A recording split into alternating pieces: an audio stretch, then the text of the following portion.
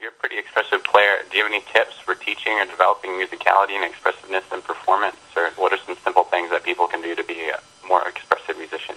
Well, again, it's everything boils down to that communication, and communication is done best if it's emotional. I mean, the best way you can communicate with music is if you can transcend your emotions to your public.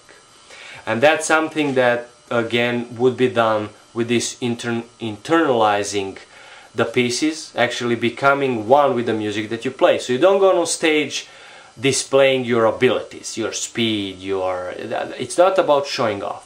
If you go on stage with the idea that you want to show off or show people how well you do things, I think you are doomed to a non-expressive, flat, maybe virtuosic, but pretty flat and boring performance. The key here is that you go on stage to share your love and your emotions through music. If you go like that, honestly, and say, I want to share what I love, and I want to share with you how I feel about it, then it's completely different ballgame. Then you actually share emotions by displaying them.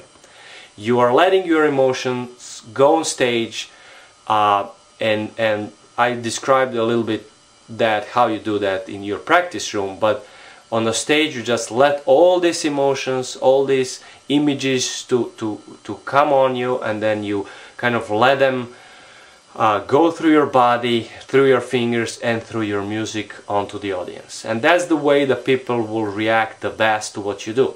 It's very similar to what actors do. You know, no good actor would go on stage or on in front of the camera and recite the words. You know, he's not going to recite with the proper diction the words. That's not his goal. How fast he can say, how clear he can pronounce the words. No, that's not what they do. What they do, actually, they internalize the role, they become the role, and then they emotionally transcend the character of the role to the viewers.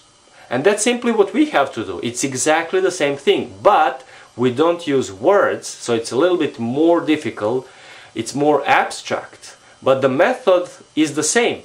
What you have to do is to internalize the role, actually the piece, to feel it.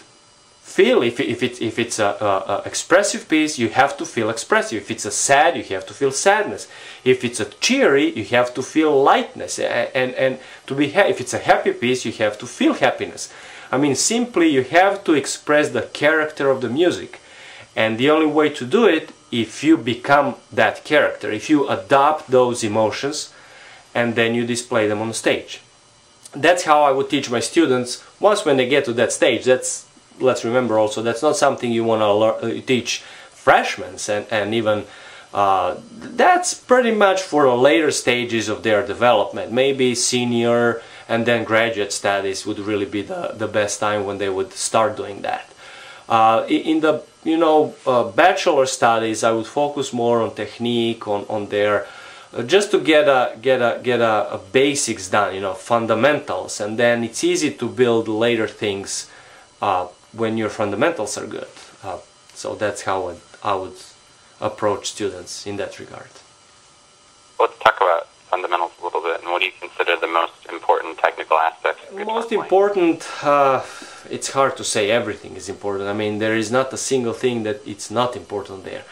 So you would every single student would have to go through a training, right hand techniques, free stroke, rest stroke, different finger combinations, speed bursts, sound production, position of the hands, in left hand slurs, movement, legato, all these things, and for each of those there are exercises.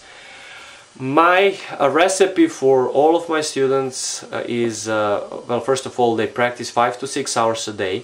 That's my requirement for any undergraduate performance major that's in my class. And then they spend about half of that time technique, half repertoire. So if they practice 6 hours, they would practice 3 hours technique, and then 3 hours repertoire. That's the recipe, actually requirement. It's not a recipe, that's what I require them to do. And then within these 3 hours, let's say, they would do scales, as I said, slurs, different techniques, I mean different exercises. And of course I would address certain different issues with different students different ways. I mean, some have better coordination, some don't. I mean, each student has its own problems, and you want to address that, of course, with a very specific exercises. But overall, they have to build up their endurance, sound production. That's maybe one of the key things that people often don't spend a lot of time to. I mean, many teachers teach good sound quality in a sense of beauty, but very few teachers really insist on a volume on the sound. And in classical guitar playing, that's one of the big issues. I mean, we are a quiet instrument, so we have to develop a loud playing.